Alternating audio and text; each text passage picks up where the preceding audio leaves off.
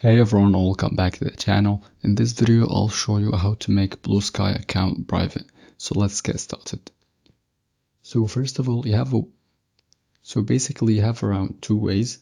The first way is go to your settings, and after that press on privacy and security, and basically you need to enable the logged out visibility.